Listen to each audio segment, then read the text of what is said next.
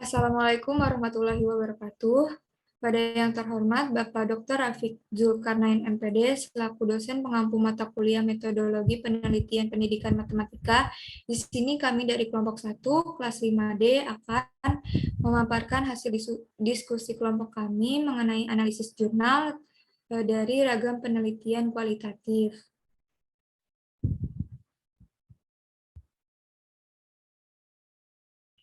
Adapun anggota kelompok 1 ada saya sendiri, Agusti Aulia Rahman, lalu yang kedua ada Mita Marhatus Solihah, lalu yang ketiga ada Sofiana Naswa.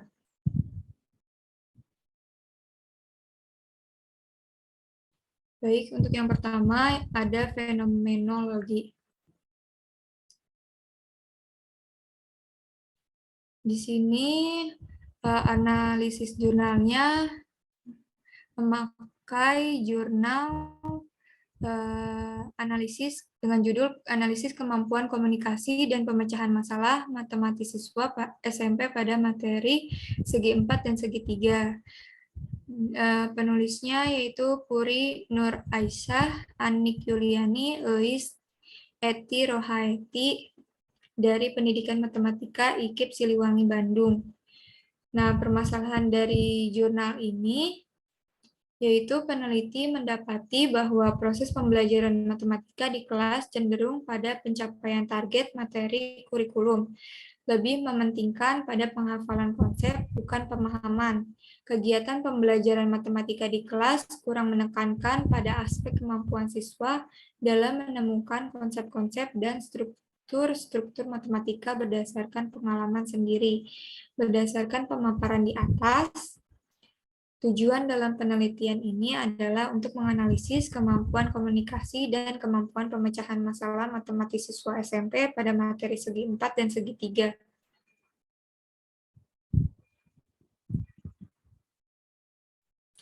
Lalu untuk metode penelitian di jurnal ini, jenis penelitian ini penelitian kualitatif dengan model fenomenologi, dengan tujuan untuk menginterpretasikan kemampuan komunikasi dan kemampuan pemecahan masalah.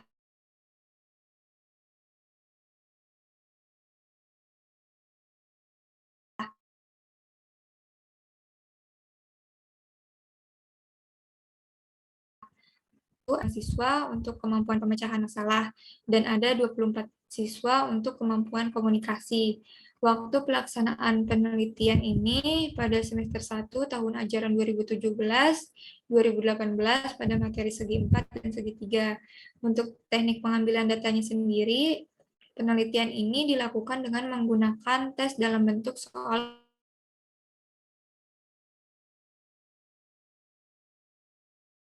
uraian materi segi 4 dan segi 3 di kelas 7A, dan tes kemampuan pemecahan masalah matematis pada materi segi 4 dan segi 3 di kelas 7B.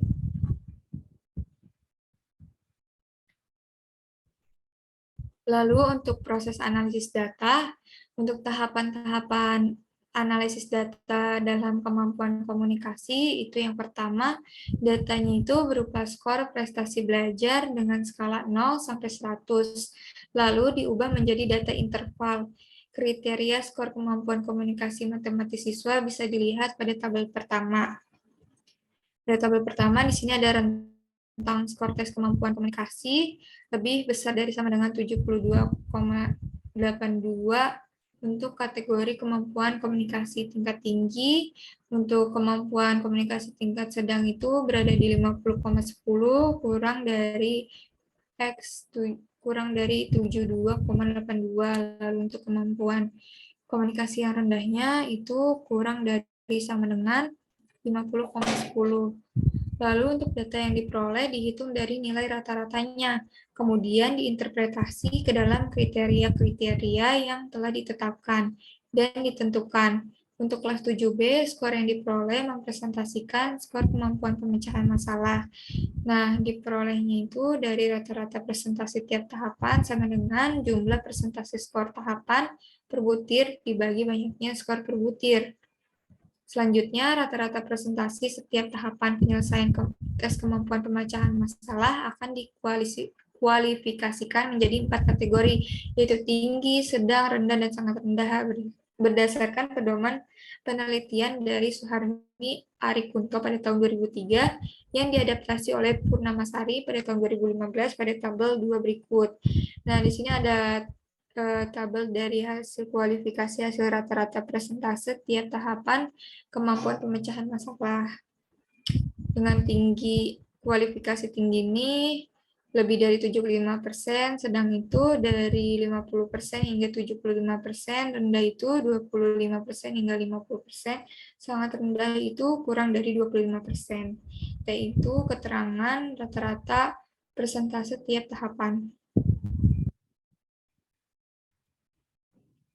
Selain dihitung, skor maksimal untuk siswa, selain untuk dihitung juga skor maksimal siswa untuk mengetahui tingkat kemampuan pemecahan masalah masing-masing siswa dalam skor akhir tes kemampuan pemecahan masalah. Kemudian dihitung rata-rata persentase setiap tahapan penyelesaian tes kemampuan pemecahan masalah, menyelesaikan soal tes kemampuan pemecahan masalah pada materi segi 4 dan segi 3. Dalam perhitungan skor akan dikualifikasikan menjadi 4 kategori, yaitu seperti yang tadi, tinggi, sedang, rendah, dan sangat rendah, berdasarkan pedoman penilaian yang diadaptasi oleh Suharsini Arikunto pada tahun 2003 pada halaman 245 pada tabel 3 berikut. Nah, di sini untuk kualifikasi tinggi itu 31 hingga 40, sedang 21 hingga 30, rendah 11 hingga 20, sangat rendah 0 sampai dengan 10. Ini untuk kualifikasi kemampuan pemecahan masalah matematis siswa. Lalu untuk hasil dan pembahasan dari jurnal ini, setelah melakukan uji coba, penulis menganalisis kemampuan komunikasi matematis dan kemampuan pemecahan masalah matematis siswa. Nah, tes kemampuan komunikasi dilakukan dengan pemberian 3 soal kepada siswa. Dari data skor yang siswa peroleh, rata-rata persentase skor kemampuan komunikasi dari masing-masing siswa untuk dikualifikasikan ke masing-masing tingkatan, yaitu tinggi, sedang, dan rendah. Di sini ada hasil analisis data kemampuan komunikasi matematis siswa. Untuk kualifikasi tinggi itu jumlah siswanya ada 8. Skornya itu lebih dari tadi 72,82. Lalu untuk kualifikasi sedang itu jumlah siswanya ada 7 dengan rentang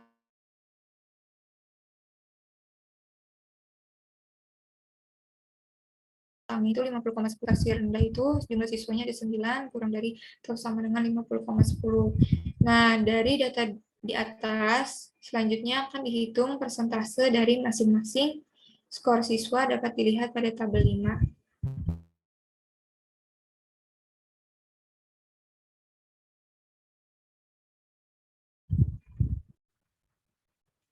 Nah, di sini ada tabel 5. Tabel 5 ini presentasi skor tes kemampuan komunikasi matematis. Untuk yang pertama, kualifikasi tingkat tinggi itu persentasenya 33,3%, sedang itu 29,2%, untuk rendah itu 37,5%. Dari data yang diperoleh di atas menunjukkan bahwa sebagian besar siswa mempunyai kemampuan komunikasi matematis yang tinggi dengan persentase ini yang tadi 33,3%, dengan dari 24 siswa, sedangkan kualifikasi sedang memperoleh persentase 29,2%, dan kemudian kualifikasi kategori rendah memperoleh persentase 37,5%. Selanjutnya, di sini tabel 6, ada hasil rata-rata persentase skor tahapan penyelesaian tes kemampuan pemecahan masalah matematis. Untuk kualifikasi tingginya itu persentase setiap tahapannya sebesar 78,97%. Untuk tahapan penyelesaian memahami masalah. Lalu yang kedua untuk tahapan merencanakan penyelesaian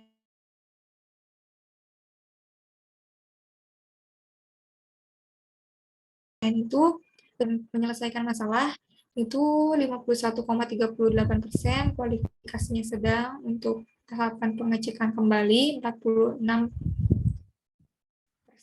untuk kualifikasi rendah.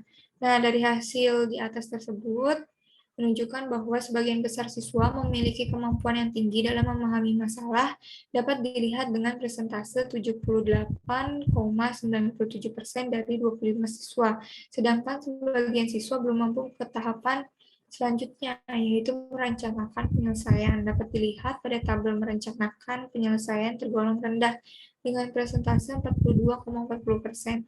Pada tahap berikutnya, kemampuan siswa cenderung naik kembali, yaitu pada tahapan menyelesaikan masalah dengan persentase 42,40% dan kualifikasi rendah dan kualifikasi sedang.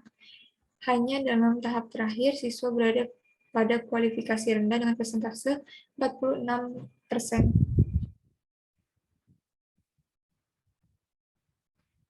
Lalu dapat disimpulkan, untuk yang pertama, kemampuan komunikasi matematis siswa pada salah satu MTs di Kabupaten Bandung pada materi segi 4 dan segi 3 termasuk rendah dengan kualifikasi tinggi hanya memperoleh persentase sebesar 33,3%. Untuk kategori siswa dengan kemampuan sedang memperoleh persentase 29,2%, sedangkan untuk kemampuan komunikasi siswa dengan kategori rendah memperoleh persentase yang cukup besar, yaitu 37,5%.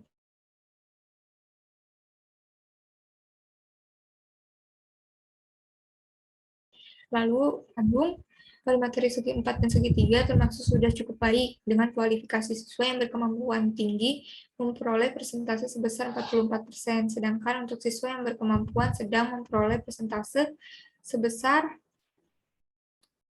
40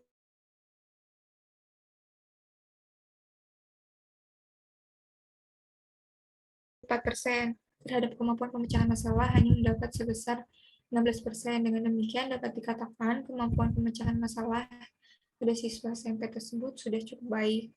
Lalu untuk faktor yang mempengaruhi rendahnya kemampuan komunikasi matematis siswa, ada beberapa. Yang pertama itu terdapat miskonsepsi antara yang disampaikan guru dan apa yang ditangkap oleh siswa, yaitu kesalahan dengan tidak dapat menentukan rumus. Sebagian besar siswa tidak dapat membuat tulisan matematis yang sesuai dengan apa yang ditentukan. Sedangkan untuk faktor yang mempengaruhi pemecahan masalah rendah pada tahapan merencanakan penyelesaian dan melakukan pengecekan kembali, yaitu adanya kebingungan dalam membuat suatu rencana karena banyak siswa yang berpikir dalam tahap ini itu mereka langsung menuliskan rumusnya beserta penyelesaiannya. Dan jika pada tahapan pengecekan kembali, kebanyakan siswa melewati tahap ini. Atau ada juga siswa yang melakukan pengecekan kembali, namun hasil yang dicantumkan itu salah. Mungkin segitu aja dari analisis jurnal yang pertama. Lalu untuk analisis yang kedua mengenai grounded theory, penelitian kualitatif. Grounded teori akan disampaikan oleh Sofiana. Kepada Sofiana dipersilakan. Iya, baik, terima kasih. Di sini ada judul jurnalnya yaitu analisis kesalahan siswa pada kemampuan pemahaman matematis melalui pembelajaran tekstual. Penulisnya itu Nia Junaini, volume 7 nomor 1 bulan Juni tahun 2018. Latar belakangnya yaitu pembelajaran matematika selama ini memang dianggap sulit oleh sebagian besar siswa, tetapi hasil dari beberapa riset mengatakan bahwa beberapa prodi skor siswa ini masih rendah. Untuk menganalisis kesalahan jawaban siswa pada kemampuan pemahaman matematika siswa, untuk mengetahui kesulitan siswa dan dalam menjawab soal matematika melalui pembelajaran matematika menggunakan pembelajaran kontekstual. Model pembelajaran ini yaitu pendekatan kontekstual ini menuntut siswa untuk lebih aktif dalam mencari sendiri permasalahan yang diberikan guru dari serangkaian materi atau masalah yang berbentuk kontekstual, sehingga dapat memotivasi siswa supaya dalam menyelesaikan suatu masalah dalam matematika. Metode penelitian ini adalah metode kualitatif yang menggunakan grounded theory. Instrumen yang digunakan yaitu instrumen tes dan observasi. Pembelajaran siswa untuk dianalisis tingkat kesalahannya yang dilakukan siswa dengan indikator kemampuan pemahaman matematis. Penelitian ini terdiri dari salah satu kelas yang dilaksanakan dalam 8 pertemuan dan diberikan perlakuan berupa pembelajaran kontekstual. Tujuan penulisan ini, yang pertama untuk menganalisis kesalahan jawaban siswa pada kemampuan pemahaman matematis siswa. Yang kedua untuk mengetahui kesulitan siswa dalam menjawab soal matematika melalui pembelajaran matematika menggunakan pembelajaran kontekstual. Yang ketiga, supaya siswa memiliki kemampuan dalam memecahkan permasalahannya sehari-hari. Yang keempat, mengkaji tentang kesalahan jawaban siswa dalam menjawab soal pemahaman matematika setelah penerapan pembelajaran matematika dalam peningkatan kontekstual. Metodologi penelitiannya yaitu populasi pada penelitian yang akan dilakukan ini kepada seluruh siswa dari SMP Kabupaten Cianjur dengan kategori yang sama. Pertimbangan pemilihan siswa SMP sebagai subjek penelitian didasarkan pada yang pertama, tingkat perkembangan kognitif siswa SMP yang masih pada tahap peralihan dari operasi konkret ke operasi formal sehingga sesuai dengan penerapan pembelajaran kontekstual. Yang kedua, siswa kelas 7 merupakan siswa baru yang berada pada masa transisi dari SD ke SMP sehingga lebih mudah diarahkan. Terdapat sejumlah materi yang diperkirakan sesuai diterapkannya pembelajaran dengan menggunakan pendekatan kontekstual. Dalam jurnal ini menggunakan langkah-langkah penelitian grounded theory yang terdiri dari 3 langkah: open coding, selective coding, dan theoretical coding. Analisis yang pertama itu ada tabel 1, rangkuman hasil kesalahan jawaban siswa, kemampuan pemahaman matematis setiap soal. Di sini bisa kita lihat sendiri. Jadi berdasarkan hasil analisis seperti gambar di samping, ada kesalahan jawaban siswa yang diperoleh bahwa siswa masih banyak kurang mengerti dalam indikator mengidentifikasi sifat-sifat konsep, mengenal syarat dan menentukan suatu konsep sebanyak 53,05%. Kesalahan siswa dilakukan paling sedikit terdapat pada indikator mengenal berbagai makna dan interpretasi konsep sebesar 27,09%. Berarti siswa sudah mampu mengubah soal cerita ke dalam bentuk kontekstual, ke dalam bentuk model matematika setelah diberikan pembelajaran kontekstual. Selanjutnya bisa kita lihat tabel 2 yaitu rangkuman rata-rata keseluruhan siswa. Berdasarkan tabel di atas menunjukkan bahwa siswa masih kurang mampu dalam menjawab soal, kemampuan pemahaman matematis dalam mengidentifikasi konsep dan syarat untuk menentukan konsep sebesar 53,05%. Hal tersebut kemungkinan siswa masih kurang aktif dalam pembelajaran kontekstual pada tahap menerapkan konsep keterkaitan atau relating. Namun pada proses pembelajaran, siswa belajar aktif, bekerja sama, dan saling bertanya satu sama lain. Masalahnya yang pertama, siswa dalam menyelesaikan soal matematika dapat dilihat dari beberapa hal, antara lain sebab kurangnya pemahaman atas materi prasyarat maupun materi pokok, terusnya kalau perhitungan kurang teliti, dan kurangnya penguasaan bahasa matematika atau keliru menafsirkan suatu menerapkan. Yang kedua, guru kurang mengetahui jenis-jenis kesalahan siswa dalam menjawab soal matematika, kemudian tidak mengidentifikasinya lebih lanjut. Penyebab dari kesalahan tersebut tidak dapat ditindaklanjuti karena tidak bisa dicari solusinya untuk mengatasi sumber masalah kesalahan siswa tersebut. Selanjutnya ada etnomatematika yang akan dibacakan oleh Mita.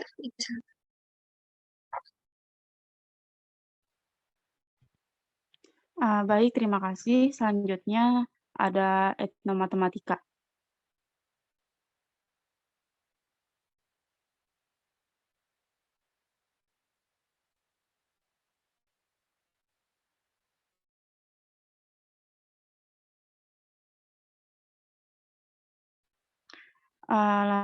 Secara umum, pembelajaran matematika merupakan pembelajaran yang relatif tidak mudah untuk dipahami. Keabstrakan objek dalam matematika memerlukan berbagai hal yang dekat dengan kehidupan sehari-hari siswa untuk membantu pemahaman.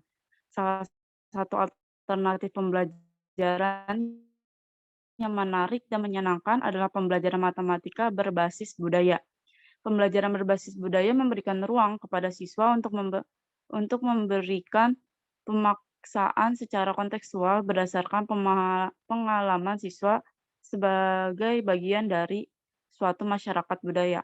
Etnomatematika adalah cara-cara tertentu yang dipergunakan oleh suatu masyarakat, kelompok budaya dalam aktivitas matematika, misal sebagai suatu pendekat yang mengaitkan antara matematika dengan budaya. Pengaitan ini diharapkan mampu untuk meningkatkan kecintaan siswa terhadap budaya sehingga membuat siswa dapat mengetahui manfaat matematika dalam perspektif budaya. Pembelajaran dengan pendekatan etnomatematika melibatkan siswa terlibat aktif mencari budaya lokal di Batang yang berkaitan dengan geometri, serta guru menggunakan alat peraga yang berhubungan dengan budaya Batang sehingga motivasi belajar peserta didik semakin bertambah.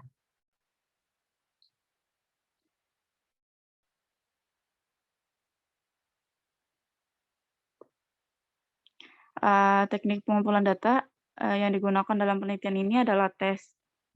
Tes digunakan untuk mengumpulkan data mengenai kemampuan pemecahan masalah kombinatorik yang terdiri dari 5 soal uraian bebas. Lalu teknik analisis yang digunakan adalah uji beda rata dengan menggunakan uji T. Selain itu, digunakan pula 2 jenis analisis data yang lain, yaitu metode Kolmogorov-Smirnov. Setiap ujian tersebut dilakukan dengan memanfaatkan software PSPP.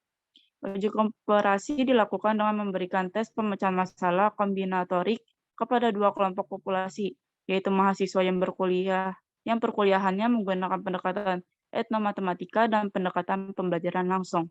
Agar hasil dari eksperimen benar-benar merupakan efek pendekatan pembelajaran, maka dilakukan uji untuk mengetahui keseimbangan kondisi awal kedua kelompok tersebut menggunakan uji T.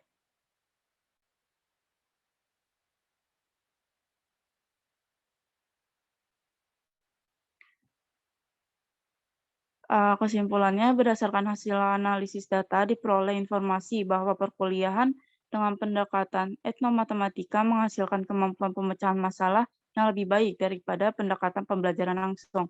Hal ini sesuai dengan hasil penelitian yang menunjukkan bahwa mode pembelajaran tutor sebaya bernuansa etnomatematika efektif terhadap kemampuan pemecahan masalah peserta didik pada materi segi 4 dalam Novitasari, Mastur dan Masur 2015.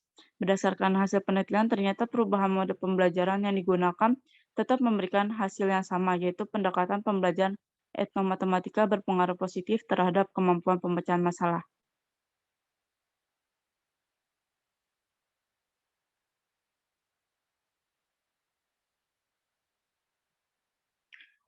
Yang keempat, lanjut ada studi kasus.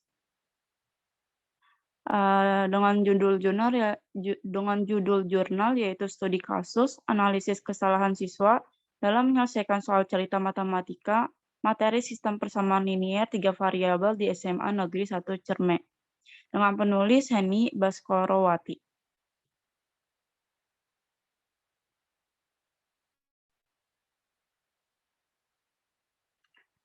Permasalahannya, berdasarkan kurikulum nasional, aljabar merupakan salah satu materi matematika yang harus dipelajari pada tingkat pendidikan SMA atau MA. Menurut Kementerian Pendidikan dan Kebudayaan hasil ujian nasional tahun 2018, terkait aljabar mengalami penurunan dari tahun sebelumnya, yaitu dari 43,75% menjadi 39,48%. Pada tahun 2019, terjadi sedikit peningkatan meskipun belum bisa dikatakan memuaskan, yaitu sebesar 45,49%.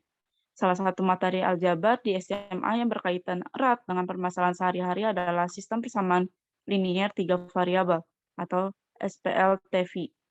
SPLTV ini yang dipelajari pada satuan pendidikan SMA atau MA merupakan pengembangan dari materi sistem persamaan linier 2 variabel atau sering dikenal dengan SPLDV pada jenjang SMP.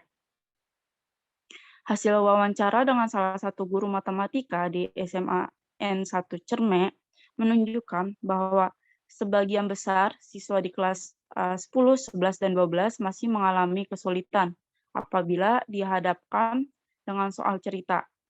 Kesalahan yang sering terjadi di antara kesalahan dalam berhitung, yaitu tidak memahami maksud soal dan kesalahan konsep. Meskipun siswa telah mempelajari sistem persamaan linier dua variabel di SMP dan sistem persamaan linier 3 variabel di SMA, tidak sedikit siswa yang salah dalam mengerjakan soal yang diberikan. Hal ini dikarenakan soal yang diberikan umumnya berupa soal cerita, sehingga siswa sering melakukan kesalahan. Kesalahan yang dilakukan siswa ketika memecahkan soal cerita materi sistem persamaan linier 3 variabel dapat mencerminkan tingkat penguasaan siswa terhadap materi tersebut.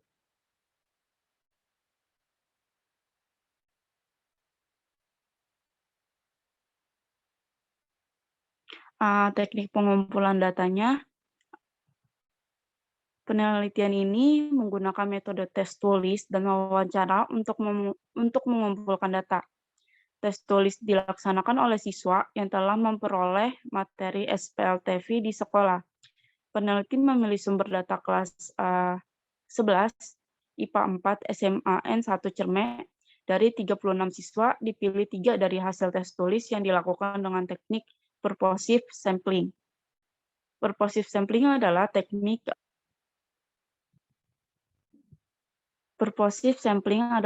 penentuan sampel dengan pertimbangan tertentu menurut Sugiono 2015.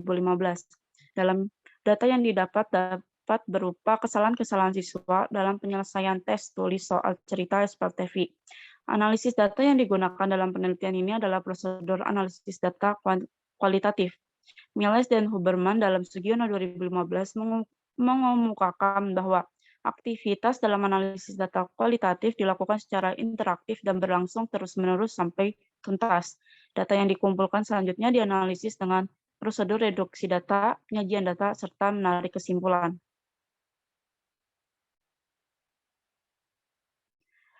Selanjutnya ada kesimpulan. Nah, dari penelitian yang telah dilakukan dapat disimpulkan bahwa dalam menyelesaikan soal cerita SPLTV, siswa melakukan kesalahan di setiap tahap pemecahan masalah. Pada tahap memahami masalah, siswa belum sepenuhnya memahami soal yang diberikan. Jenis kesalahan yang dilakukan siswa dalam penelitian ini yaitu kesalahan konsep, kesalahan prinsip, dan kesalahan operasi. Kesalahan konsep yang terjadi yaitu variabel yang digunakan untuk membuat model matematika tidak tepat, serta salah dalam menggunakan metode substitusi, eliminasi, ataupun determinan dalam mengerjakan soal. Kesalahan prinsip yang dilakukan siswa yaitu salah dalam memahami dan menggunakan aturan-aturan matematika yang berhubungan dengan materi, terutama metode yang digunakan dalam menyelesaikan soal cerita SPLTV. Sedangkan kesalahan operasi yang dilakukan siswa dalam tes tulis adalah salah dalam pengoperasian atau perhitungan. Dari penelitian yang dilakukan diketahui bahwa faktor penyebab terjadinya kesalahan saat siswa menyaksikan soal cerita yang diberikan yaitu dari kemampuan kognitif siswa sendiri, seperti tidak mengerti apa saja yang diketahui dan ditanyakan dalam soal, lalu tidak mengerti cara mengubah kalimat soal ke model matematika, dan lemahnya dalam konsep variabel dan tidak paham tentang metode-metode yang digunakan dalam penyelesaian soal SPLTV. Selain itu, faktor kognitif, kesalahan-kesalahan tersebut juga dipengaruhi gaya belajar siswa dan kondisi lingkungan siswa. Sekian dari saya kembalikan ke moderator. Baik, terima kasih kepada teman-teman yang telah memaparkan hasil kajiannya. Mungkin cukup sekian dari kelompok kami. Mohon maaf apabila ada kesalahan ataupun kekeliruan. Terima kasih. Wassalamualaikum warahmatullahi wabarakatuh.